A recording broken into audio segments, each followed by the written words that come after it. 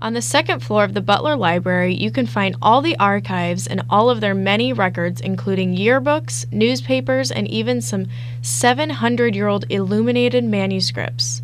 This amazing collection was started by one of our very own Lindenwood alumni. It was a former librarian for Lindenwood. She retired back in the 1970s, and she realized that nobody was collecting things aggressively for the university.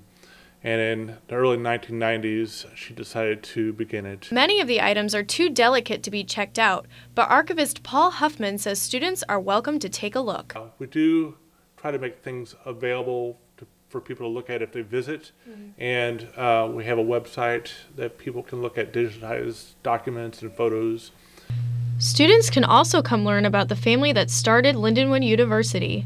The Sibley family's personal library can be found in the archives along with many other artifacts on the university's very first students. There's just been a number of changes, and people want to know about the lives of the women at the time, about the professors, about the presidents. Dr. Steve Gitcher is curator of the Lindenwood Archives.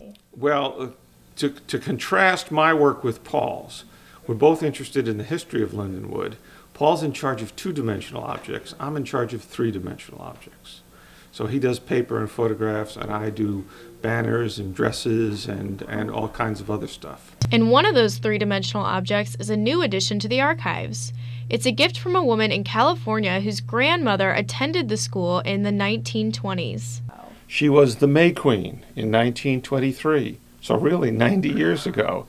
And the woman in California was generous enough to give this dress to us. We'll be putting this on display in the Spellman display case at the end of the year. Isn't it terrific? It is amazing. For LUTV News, I'm Emily Beck.